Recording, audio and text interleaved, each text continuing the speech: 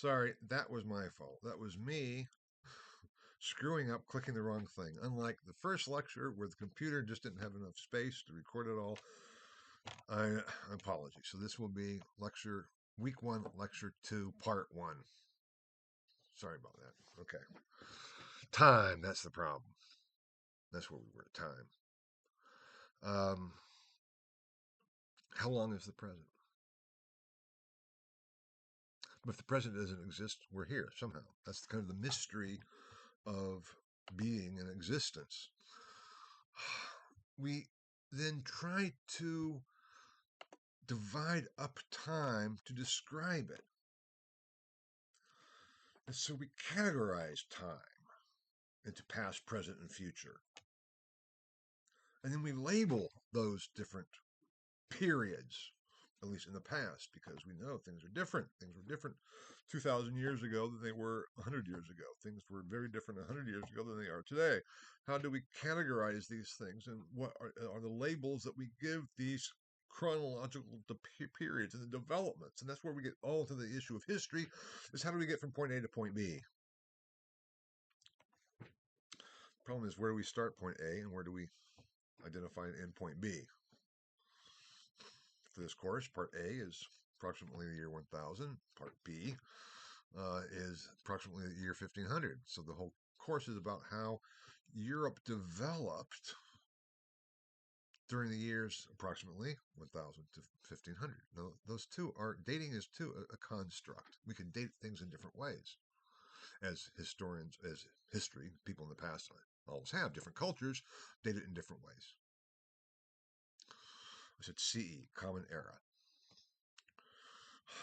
It used to be in the West that we dated things BC and AD, before Christ, and in the year of our Lord, at least in English. That started with the Venerable Bede, who was an early medieval English monk scholar. And then at some point, rather recently, I mean, in the past 50 years, scholars said, but that's based on a Christian understanding. So we're going to change that because we don't want to be biased in that sense. So we're going to change it. So rather, BCE or BC, before Christ, we're going to say before the Common Era, and rather than AD, in the year of our Lord, Anno Domini, we're going to say Common Era. So the chronological divisions are exactly the same, but the terms are different. So that's what CE and BCE refer to. So that is the period. So during this artificially constructed period of approximately 1000 to approximately 1500, what were the changes that came about based on the extant evidence? And why start in 1000? And that too is, what I'll be talking about next week. And the first part of this course is everything that happened before the year 1000, basically. Because it's essential. You can't just all of a sudden jump right in the middle of things and say, oh, this is where we start. That's the problem. But then you can go all the way back. You say, how can we start, if we are jumping in the middle of Rome? Don't we have to go back further? Yes, we do. That's why all of history is so important. And we can almost push it back. We have to, start with the Big Bang in the beginning. That's always a good way to start. In the beginning, once upon a time.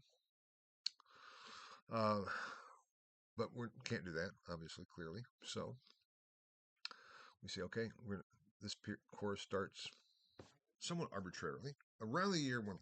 We could cut up and make a different periodization, and we'd still be talking about the same things, but our understanding of it would be different. Now,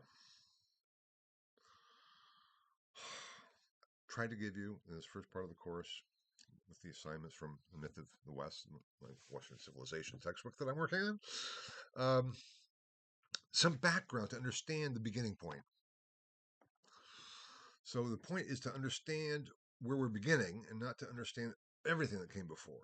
So what is essential in my view and interpretation to understand where we're starting in this course, which is around the year 1000, when there's a lot of new changes. A lot of things happen. I'll be talking about this in future lectures. Beginning around the year 1000, we see blah, blah, blah, blah, blah, blah, blah. Because some things we really can't date. That's the other issue. Some things we can't date specifically. We know that they weren't at this point, but they are at this point. So how do we get from, again, point A to point B? Historical change. That's the problem that we're looking at. That's the problem of living. Life is changing. The older you get, the more strange it all becomes. Believe me. What I think is just like natural, perfectly natural, the way things are, is probably, the way things were 50 years ago, which is very different than they are today. I still think, today is really kind of weird. But for you, it's just the normal. It's the norm. Historical change. What drives it? What fuels it? How does it happen? So first of all, describe it, and then come up with some understanding or interpretation of the developments and what kind of led to it. And here is another fallacy behind all of this, is the issue of causation. If we go from point A to point B, there's a change. What caused that change? Now, that causation works very well with physical things. What causes a fire? Well, we can analyze that physically. What causes human development? Well, biologically, we can analyze how we grow and change. We can explain that. But why do we do what we do? How do we come to an understanding of ourselves? How do we understand then people who no longer exist? What was their lives like? Can we ever really access that? Because isn't that really what we want to know? To come to some understanding of who we are and how we got here? And there, we can't deal with causation. What caused you to take this course? I registered for it. Why? Because I'm attending the university. Why? Because I thought it would be a good thing to do. Why? We can ask the question why all along. Why are you here? Well, on one level, because my mother, my father, and everyone in this course, everyone who's ever lived up until this point, I think, if we exclude some laboratory animals or clones, has had a biological mother and father. That doesn't mean we grew up in some nice, big, happy family, but just biologically, that is necessary. We all signify, because we too are things that exist, and we are made by human beings. We signify that which no longer exists. Our parents. Both of my parents are now dead. But did I have parents? Of course I had parents, because I'm here, and that's necessary to my being here. But does that sufficiently explain me being here, the cause? Well, let's say we all know about human reproduction. What caused my parents to reproduce at that time? Because if they had not had sex when they did, I would be different. What caused them to get married in the first place? What caused, and we go back all the way, and it's impossible to come up with a sufficient cause for understanding human phenomena. We can talk about the immediate cause, but that doesn't really tell us much. Why are you listening to this lecture? What causes you to do that? Well, I've assigned it, and I'm doing it. Yeah, so it's the understanding. And this gets into the whole thing of the distinction between explanation and understanding. And the whole point of all of this in the course is understanding, coming to an understanding of that which no longer exists by means of the extant evidence. Now,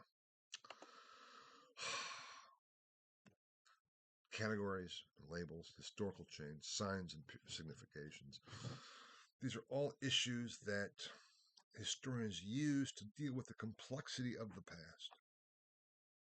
And what we're trying to get at and understand is historical change.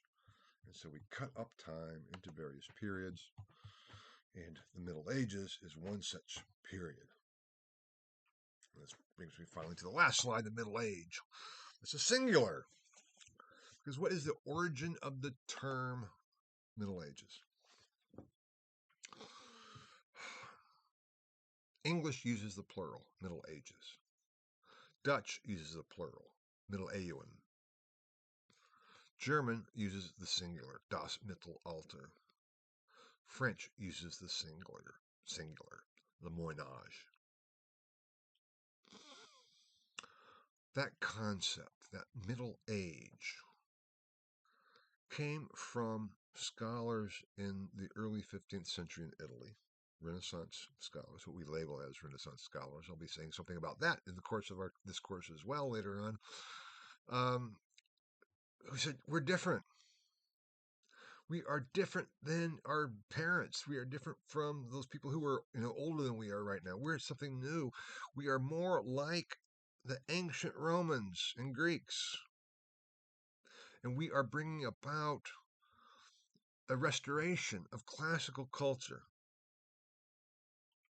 Because what's come between us and this classicism in ancient Greece and Rome has just been one long Middle Age. It's not all that pleasant and kind of dark. That's where the term Dark Ages comes from too, because not only then did these people view themselves in that way, even if that was erroneous. Just for one example, that's where the term Gothic comes from. If any of you have ever been to or seen pictures of what we call a Gothic cathedral, I personally think they're absolutely beautiful. I'm a medievalist, so of course I do. The term Gothic, to that style of architecture, was coined by the same Renaissance scholars because it wasn't classical. Who were the Goths? Well, as we'll see next week. They sacked Rome in 410 CE. So they were seen as those who destroyed Rome. And so these Renaissance scholars referred to the Gothic as that which destroyed and is in opposition to the classical. And they wanted to bring about the classical. And yet, here's the irony. For example, they said also the writing, the Gothic style of writing. I'm not talking about the literary style, I'm talking about the actual physical writing. This is before there's print, keep in mind. So we need to then go back and copy Roman models. So we're going to develop our own script, which is going to be an imitation of Roman models. Well, what did they do? They imitated Carolingian handwriting. I'll be talking about some of that next week. The development of Carolingian minuscule at court of Charlemagne, etc., to standardize handwriting. And Carolingian minuscule was based on Roman uncial. So what the Renaissance people are doing is following a Carolingian, of definitely medieval script that was based on a Roman script, but not a Roman script. Now, all this is probably, you're saying, what? What this means is it was their own understanding at the time in terms of this bringing about something new and different. But historians, beginning with Jakob Burckhardt, Jakob Burckhardt was a 19th century Swiss historian, brilliant. He really was, and wrote a classic work on the civilization of the Renaissance in Italy in 2 volumes. Took their analysis and accepted it as historical reality. And so we get the term Dark Ages from Burckhardt. The Dark Age, because this middle period, this Middle Age, was one long dark Middle Age. And Burckhardt has this lovely phrase of, a veil was draped over Europe until lifted by this light of the veil of darkness was lifted, until it was lifted by the Renaissance, the sun of the Renaissance. And the Renaissance simply means a rebirth, and it's a rebirth of classical culture. Now, we'll be talking more about that again later on in this course. But that's where the term the Middle Age comes, and then in Latin it's medium aevum, which is the basis of our term medieval, medium aevum, medieval. And then it's the singular or plural. And that is, we use the plural. And this division between high and late, we have early, high, and late Middle Ages. In general, medievalists, Germans and French too, use it.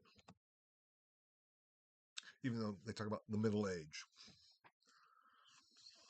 So that's where this is all getting at. How do we cut up this part of history to come to an understanding of it in terms of historical change and how we get from one point to another point, which is part of our own self-understanding and answering the question of who are we and how did we get here? That's why we study history. And I've said before, I think, last lecture or so, the history is the most difficult discipline you can study. Because there are no right or wrong answers. There are good answers and bad answers, but no right or wrong answers. And as we're dealing with human beings, we're infinitely complex. There's no answer. We can't reduce human beings to mathematical formulae. Or we can try, but I know if someone tried to tell me, here is the mathematical formula that describes you, I would say, bullshit. It doesn't work. Unless it was one that was so, obtuse and abstract and not definite and concrete that it could account for all the, why do I do things that I do? I have no idea. I mean, I have some idea, but is my idea even correct? And then after Freud, we have the whole issue of our conscious and our unconscious, and what is the influence of our unconsciousness on ourselves. But even if we don't accept Freud, that kind of division between conscious and unconscious, people in the past, when you were looking at Giles of Rome, did he intend to write all of this, or is that just what came out? Did I intend to say everything I've said in this lecture when I started? Absolutely not. I mean, I had a basic plan, certainly. I had PowerPoint slides. But what comes out, I don't know why it comes out. It just comes out.